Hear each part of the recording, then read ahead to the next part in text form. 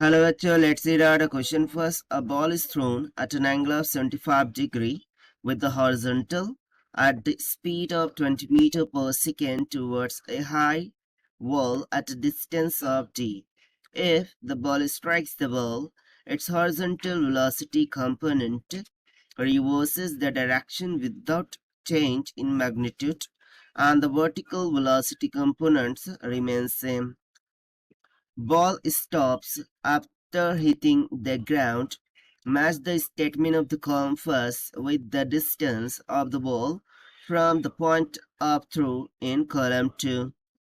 यहाँ पर देखिए अकॉर्डिंग टू क्वेश्चन क्या हो रहा है कि लेट सपोज कि मैंने यहाँ पर इस तरीके से एक्स वाई प्लेन कंसिडर कर लिया। ठीक है, ये इसको मान लेता हूँ मैं एक्स एक्सिस, इसको मैं मान लेता हूँ वाई एक्सिस। यहाँ से हमने बॉल को इस तरीके से हॉरिजॉन्टल डायरेक्शन में क्या किया है, प्रोजेक्ट किया है। अब यहाँ पर कहीं भी तो भी वॉल थी भाई, ठीक है, यहाँ पर एक वॉल थी, मैंने मान लिया ये वॉल है जिससे बॉल स्ट्राइक होकर के वापस आ जाता है। सो ये जो एंगल है ये 75 डिग्री के इक्वल है, और लेट सपोज की जो इनिशियल वेलोसिटी जिसके साथ उसको थ्रो किया गया था वो क्या थी, u which is equal to 20 metre per second हमें दे रखा है। सो जैसे ही बॉल स्ट्राइक होगा ना, सो उसका जो हॉरिजॉन्टल वेलोसिटी का कंपोनेंट है वो रिवर्स कर देता है डायरेक्शन में विदाउट चेंजिंग मैग्नीट्यूड। यानी कि यदि हॉरिजॉन्टल डायरेक्शन में वो इस तरफ था तो वो अब रिवर्स डायरेक्शन में हो जाएगा, यानी कि इस डायरेक्शन में हो जाएगा। अब बाकी जो वर्टिकल कंपोनेंट है वो जिस डायरेक्शन में था, जिस मैग्नीट्यूड में था, उसी डायरेक्शन में रहेगा।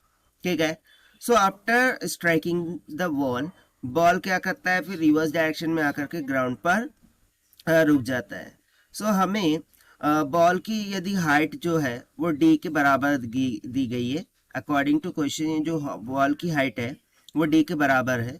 सो डी की हाइट और बॉल जहां पर गिरी है वो डिस्टेंस के बिटवीन में हमें यहाँ पर कंपैरिजन कराना है, कॉलम 1 टू कॉलम 2 बस।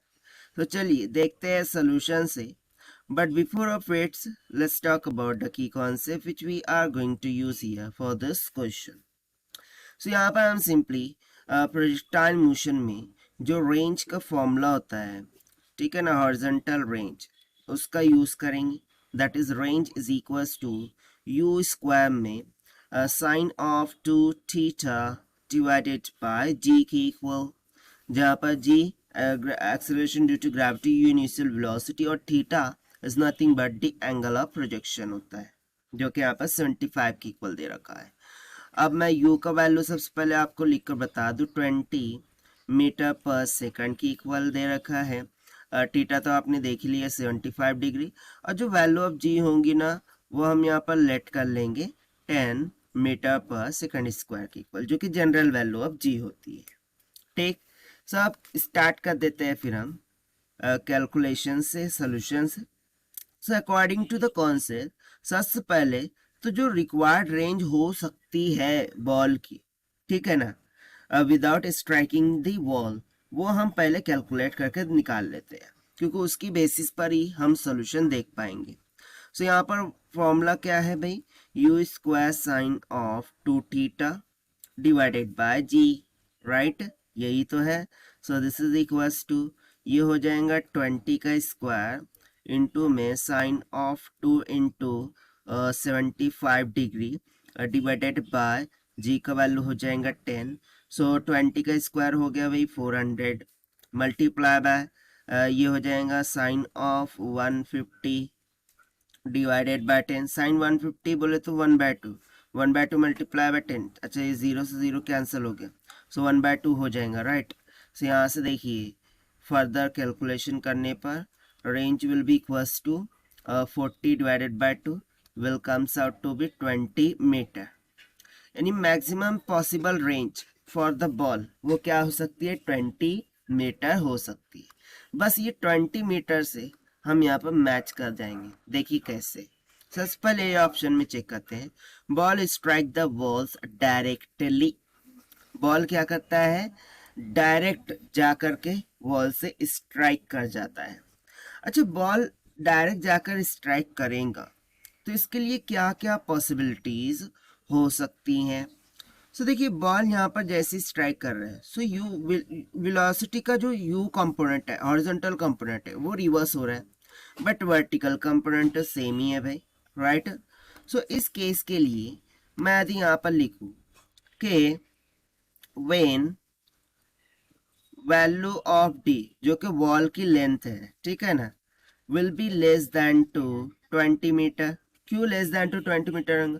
क्योंकि देखिए जो बॉल है उसकी मैक्सिमम रेंज कितनी है, हमें रेंज बोले तो ये वाली along the x direction 20 metre. So यदि मैं बॉल को डायरेक्टली स्ट्राइक करा रहा हूँ, सो ऑब्वियस सी बात है वो पूरी complete length of the wall को कवर तो कर पाएंगे, वो ज़्यादा से ज़्यादा 8 to 10 मीटर्स तक कवर कर सकते हैं, ठीक है ना।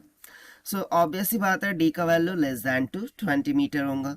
सो जब value of D less than to 20 metre होगा, ball hit the wall, ball क्या करेगा, हिट कर जाएगा वॉल को, ball will hit ball will hit wall, ठीक है।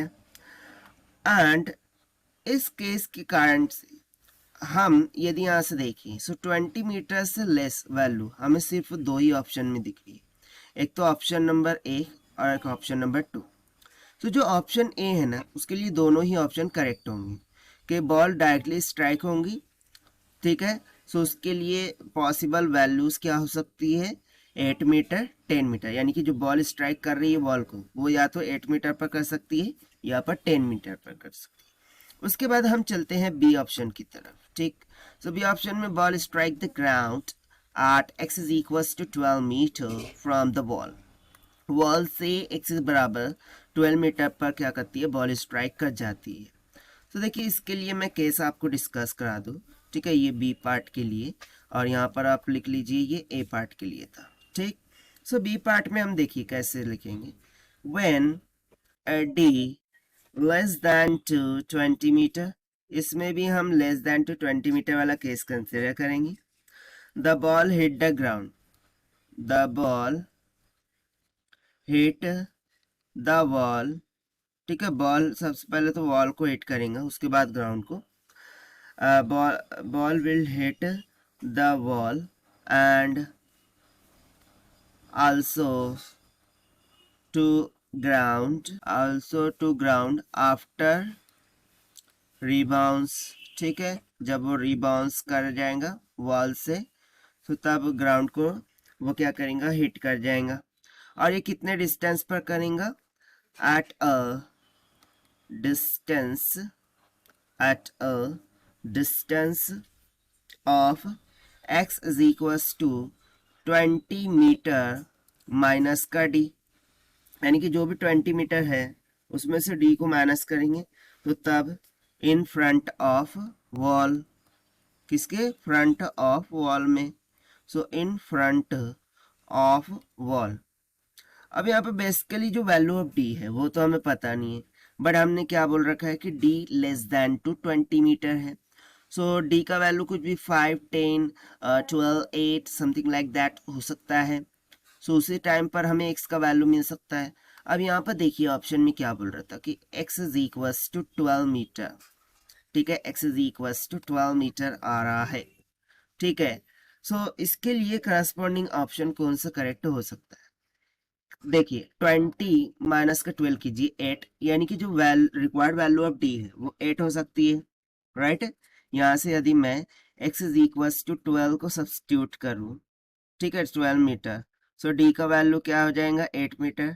सो ये 8 मीटर तो सेटिस्फाई कर रहे हैं ना रिक्वायर्ड कंडीशन को, कि यदि मैं x इज इक्वल्स 20 माइनस 8 करूँ, सो x इज इक्वल्स टू कितना आएगा, 12 मीटर, यानी कि बॉल स्ट्राइक करता है वॉल को एट 8 मीटर, और फिर वहां से टकरा करके वापस ग्राउंड पर गिर जाता है, कितने डिस्टेंस पर, 20 माइनस डी के डिस्टेंस पर। सो ये पूरी कंडीशन को क्या करता है, सेटिस्फाई कराता है। दैट इज वाई जो ऑप्शन बी है वो किससे मैच होगा, 1 से। I hope it is clear. Next बढ़ते हैं, ball strike the ground at x is equal 10 metre from the wall, ठीक है।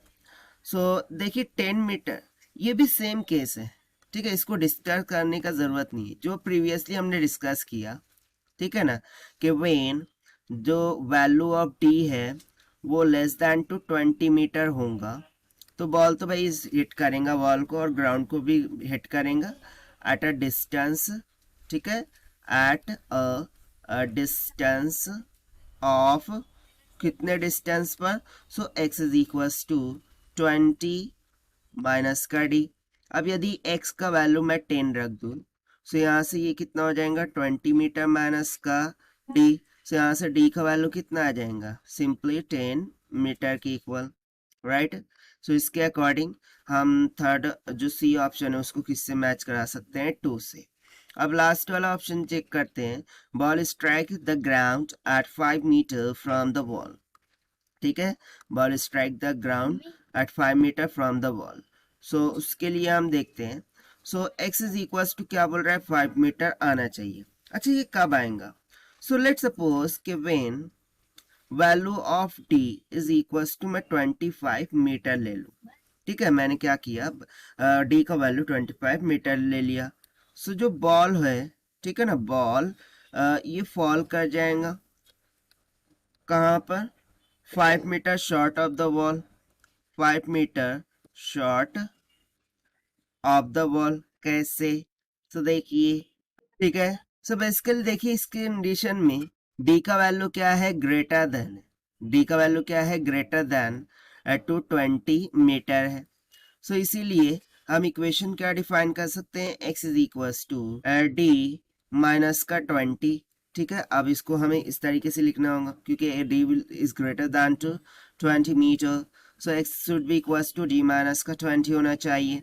सो यहाँ से d इज इक्वल्स टू क्या होगा, सो 20 प्लस में x, that will be equals to, that would be equals to 20 plus में 5 will comes out to be equals to 25 meter. So देखिए मैंने जो अज्यूम किया था कि x का वैल्यू यदि 5 हो, सो d का वैल्यू क्या होना चाहिए, 25 मीटर होना चाहिए। अब वहीं यहाँ पर हमने कैलकुलेट करके देखा, so yes it is absolutely coming out to be correct here, and that is why जो ऑप्शन डी है वो हमारा किससे मैच हो जाएगा, 4 से। अब इसके रिस्पेक्ट में यदि मैं ऑप्शंस चेक करूँ तो कौन सा ऑप्शन मैच होता हुआ दिखाई दे रहा है, ऑप्शन ए, ठीक है। So option A will become the correct answer for this question, जो कि हमने फाइंड आउट किया है by using the concept of horizontal range in projectile motion से। So this is the required solution. I hope you understood it well. Best of luck. Thank you.